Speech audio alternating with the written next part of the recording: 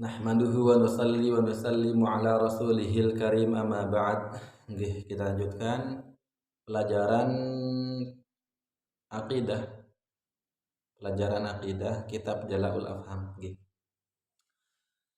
Masuk ke pembahasan 20 sifat wajib bagi Allah Subhanahu wa taala.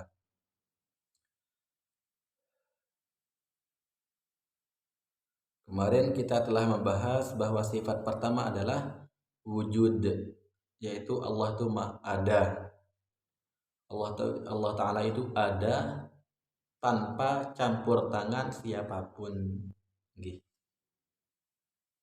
Dalilnya adalah adanya alam ini.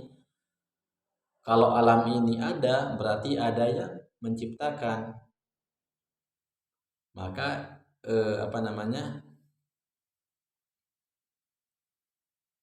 maka mesti ada yang menciptakan, dan penciptanya adalah Allah. Maka berarti Allah Ta'ala ada. Karena kalau nggak ada, ya alam ini nggak akan jadi. Seperti itu. Kemudian sifat yang kedua, al-qidam. Qala al-mu'allif rahimahullahu ta'ala wa nafa'na bi'ulumihi fid dharain amin. Al-qidamu, al-qidam, sifat yang kedua. Apa arti al-qidam? Wa huwa, yaitu dia adalah adamul awwaliyati li wujudihi ta'ala. Tidak ada awal atau tidak ada yang mengawali adanya Allah Subhanahu wa ta'ala. Yaitu innahu ta'ala la awwala li wujudihi. Tidak ada awal bagi adanya Allah Subhanahu wa ta'ala. Li'annahu jalla sya'nuhu masdaru hadhil kainat. Karena sesungguhnya Allah Ta'ala adalah poros adanya makhluk atau alam ini. Wa mujidu hadhil mawjudat, dan pencipta semua yang ada ini. Fala budda, maka tidak bisa tidak, maka harus an yakuna, adanya Allah sabiqan, lebih dulu, alaiha, atas makhluk. La yataqaddamuhu ta'ala syai', tidak mendahuluinya sesuatu apapun. Jadi al-qidam kalau kita artikan dalam bahasa Indonesia artinya maha terdahulu. Tidak ada yang mendahului Allah Subhanahu wa ta'ala. Jadi maha terdahulu Allah Ta'ala, tidak ada yang mendahului Allah Subhanahu wa ta'ala. Kenapa? Karena kalau Allah Ta'ala didahului oleh makhluk, maka yang menciptakan makhluk itu siapa dong? Seperti itu. Jadi Allah lah yang pertama, tapi tidak mempunyai awal. Allah yang pertama tapi tidak mempunyai awal, karena kalau mempunyai awal berarti mempunyai akhir. Allah Ta'ala tidak ada awalnya dan tidak ada akhirnya. Allahu Akbar. Jadi ringkasnya al-qidam ini maha terdahulu, yaitu tidak ada makhluk apapun yang mendahului adanya Allah Subhanahu wa ta'ala. Karena kalau didahului, maka mesti yang mendahului inilah yang namanya Tuhan. Karena kalau didahului berarti si pendahulunya lah yang Tuhan, sedangkan Allah Ta'ala tidak ada yang mendahuluinya. Karena kalau didahului berarti makhluk, karena hanya makhluklah yang bisa didahului. Adapun Allah Ta'ala tidak bisa didahului, karena kalau ada yang mendahului berarti bukan Allah gitu.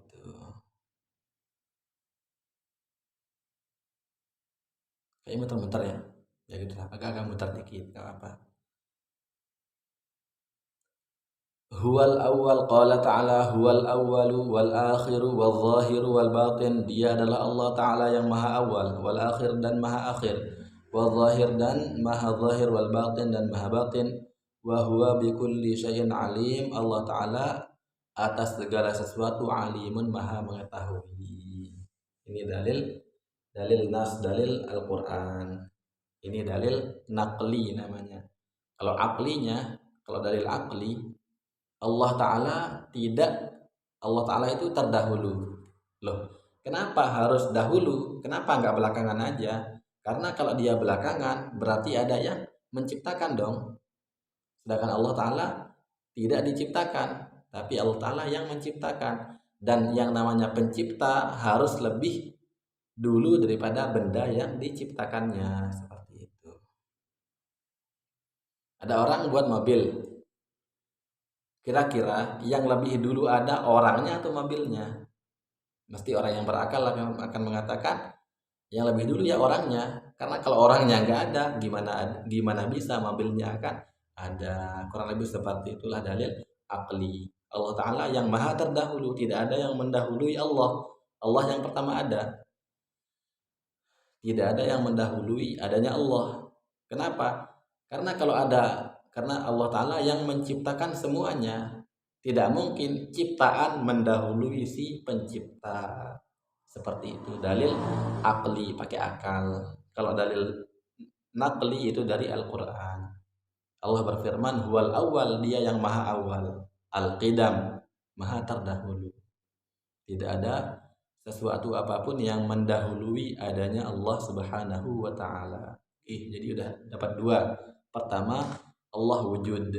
Allah itu ada tanpa campur tangan siapapun. Ada. Yang kedua, Allah Ta'ala itu qidam, maha terdahulu. Tidak ada yang mendahului adanya Allah Subhanahu wa Ta'ala. Sekarang yang ketiga, al-baqa. Jadi dihafalkan dalil akli dan dalil nakli, dua. Pakai akal dan pakai Quran. Nomor 3, al-baqa'u baqa. Wahwa baqa adalah adamul inqidai liwujudihi ta'ala. Tidak ada habis bagi wujudnya Allah Subhanahu wa Ta'ala. Yaitu innahu ta'ala, Allah Ta'ala daimul wujudi, senantiasa ada, berterusan adanya, min ghairi ghayah, tanpa ada puncaknya, wabaqin dan kekal atau tetap, ila ghairi nihayah, sampai tidak ada akhirnya, tidak ada ujungnya. Dalam bahasa Indonesia, baqa ini artinya kekal. Adamul inqidha liwujudih, tidak ada habis bagi adanya Allah Subhanahu wa Ta'ala. Allah Ta'ala adanya itu enggak akan habis, maknanya akan ada terus, maknanya kekal, gitu aja. Bahasa gampangnya kekal. Allah Ta'ala kekal, yaitu tidak ada habis bagi adanya Allah Subhanahu wa Ta'ala. Allah Ta'ala akan ada terus, enggak ada, yaitu kekal. Muter-muter terus bahasanya. Nggih, afwan, saya enggak ahli bahasa. Allahu Akbar. Jadi al-baqa kekal. Allah Ta'ala kekal, tidak akan hancur. Allahu Akbar. Jadi kita harus berakidah, harus yakin bahwasanya Allah Subhanahu wa Ta'ala itu kekal, nggak akan hancur. Kenapa nggak hancur? Ya karena kalau hancur namanya makhluk. Sedangkan Khaliq yang nggak hancur, karena Khaliq tidak sama dengan makhluknya. Kalau hancur sama dong, berarti makhluk sama Khaliq nggak ada beda. Kalau hancur, Tuhan hancur, makhluk hancur, berarti Tuhan makhluk juga. Jadi nggak seperti itu. Jadi Tuhan itu nggak akan hancur. Allah Subhanahu wa Ta'ala tidak akan binasa. Baqa kekal, daimul wujud. Allah maha kekal, tidak akan hancur. Qala ta'ala kullu man 'alaiha fan, semua makhluk yang ada di dunia fanin, tidak kekal, akan hancur pada masanya. Wa yabqa wajhu rabbika dzul jalali wal ikram. Wa yabqa, dan tetaplah atau ya tetap kekal, wajhu rabbik, Tuhanmu, dzul jalali, yang maha agung, al jalal, maha mulia, wal ikram, maha mulia nih, ya artinya mirip-mirip maha mulia. Wa qala ta'ala, firman Allah ta'ala, kullu syai'in, semua makhluk, halikun, akan hancur, illa wajhah, kecuali Allah, lahul hukmu, kepada Allah lah semua hukum atau semua penentuan dikembalikan, wa ilaihi turja'un, dan kepada Allah lah kalian semua dikembalikan. Jadi Allah Subhanahu wa taala maha kekal. Allah taala itu kekal, tidak akan hancur. Dalil naqlinya ini di Quran, kullu man 'alaiha fan, semua perkara akan hancur, wa yabqa wajhu rabbika dzul jalali wal ikram, dan kullu syai'in halikun illa wajhah, lahul hukmu wa ilaihi turja'un. Adapun dalil dalil akli, dalil akal itu enggak disebutkan di sini, cuma disebutkan adalah baqa itu wujud min ghairi ghayah, ada tanpa ada batasannya. Ya, secara akal kalau bisa hancur maka mesti ada perkara yang menghancurkan, karena nggak mungkin perkara itu hancur dengan sendirinya, tuh nggak mungkin, mesti ada fa'il. Ini ada mobil hancur, kenapa hancur dengan sendirinya? Nggak bisa, mesti ada perkara-perkara yang membuat dia hancur. Ada kayu nih, meja tiba-tiba dia hancur, mesti ada yang menghancurkan. Apakah itu rayap ataukah apa gitu, api menghancurkan, walaupun secara zahir nggak ada yang menghancurkan. Ada rumah bangunan bertahun-tahun, tiba-tiba 10 tahun kemudian rata dengan tanah, siapa yang menghancurkan? Mesti ada. Kita lihat ada rayap, ada hujan panas, lama-lama dia menjadi rapuh, akhirnya hancur. Tapi ada yang menghancurkan, ada yang menghancurkan, yaitu kalau secara zahir yang menghancurkan adalah binatang, kemudian panas, hujan, akhirnya dia menjadi lapuk dan akhirnya hancur. Dan yang buat lapuk itu ya hewan-hewan yang sangat kecil. Itu kalau kayu ya rayap dan lain-lain, itu yang menghancurkan secara zahir. Ya, secara hakikatnya Allah Subhanahu wa taala yang menghancurkan semuanya. Nah, kalau bisa hancur berarti ada yang menghancurkan dong. Manusia hancur. Kalau dia mati, maka jasad manusia itu kan hancur. Kenapa hancur? Karena hewan-hewan memakannya. Kenapa kalau badan kita dimasukkan es nih, maka badan kita nggak akan hancur.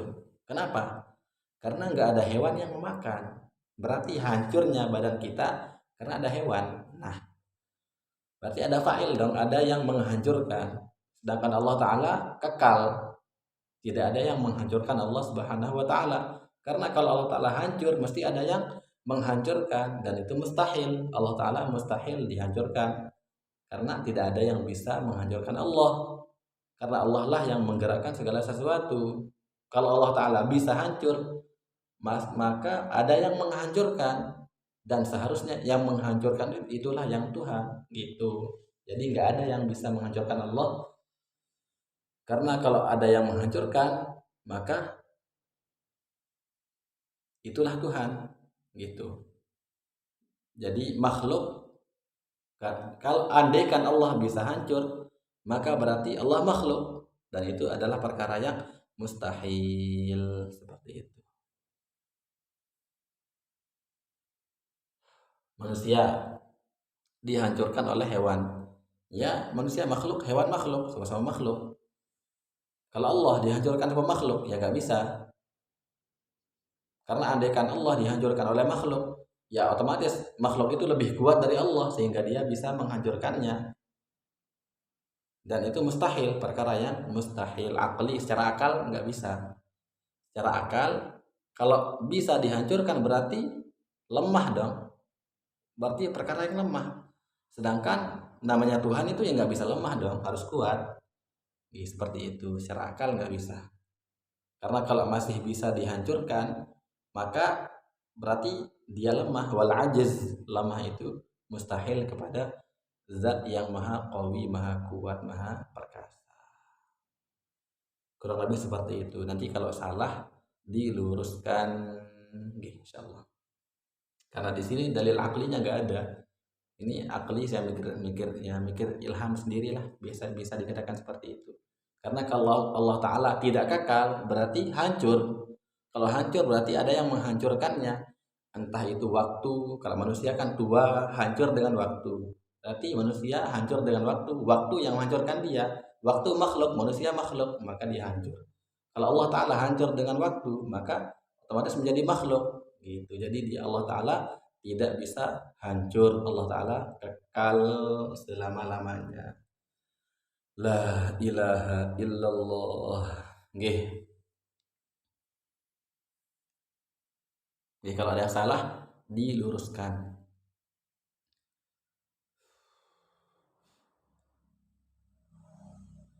Ini al-baqa, Allah Ta'ala maha kekal. Selanjutnya mukhalafatuhu lil hawadis. Kayaknya cukup 2. Jadi kita udah dapat berapa nih?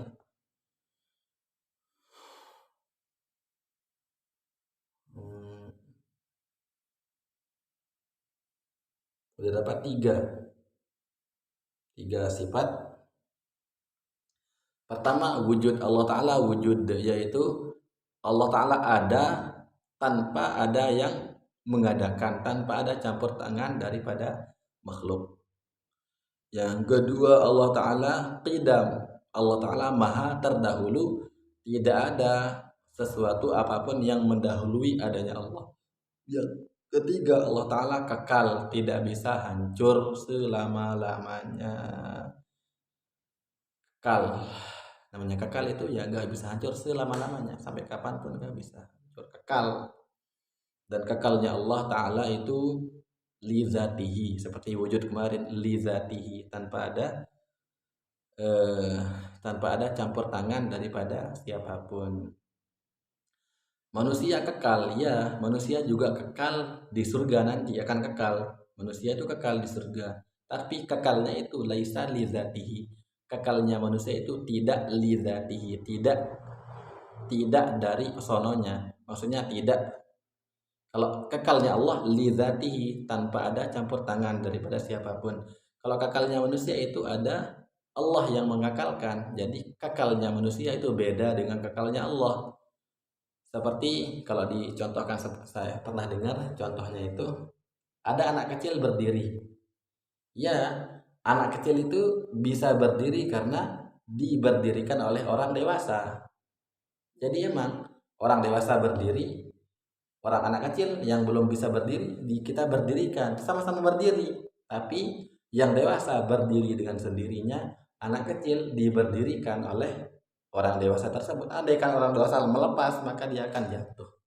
Jadi emang sama-sama berdiri, tapi berdirinya beda. Kalau yang dewasa berdiri sendiri, yang anak kecil diberdirikan oleh orang dewasa, tidak berdiri sendiri. Tamsil takrib lil faham, untuk mendekatkan pahaman, ya tamsilnya seperti itu. Emang manusia itu kekal di surga, surga itu kekal, neraka itu kekal, tapi semuanya itu dikekalkan oleh Allah Subhanahu wa Ta'ala, laisa li zatihi. Adapun kekalnya Allah itu kekal li zatihi. Nggih, wallahu taala alam. Nggih, saya tekankan sekali lagi, kalau ada penyampaian saya yang salah, mohon diluruskan. Boleh ditanya ustaz-ustaz yang ada di rumah masing-masing ini. Kalau ada ustaz yang mengatakan seperti ini, saya siap menerima komentar dan saran. Komentar dan masukan gitu. Karena kalau komentar tanpa ada saran, itu namanya ngebully, bukan mengomentari. Wallahu ta'ala a'lam. Nggih. Jadi coba nih, akidah ini keyakinan, kita yakin. Kenapa kok yakin? Karena akal, kita punya akal, dan akal ini nggak akan bisa salah. Orang Islam ya punya akal, orang kafir punya akal. Kalau akal kita gunakan, maka semuanya akan bisa difahami. Oke. Allah Ta'ala ada. Loh kok ada? Iya, kalau nggak ada, alam ini gak akan ada. Itu akal, secara akal pun udah masuk akal gitu. Kurang lebih seperti itu. Allah Ta'ala alam. Wassalamualaikum warahmatullahi ta'ala wabarakatuh.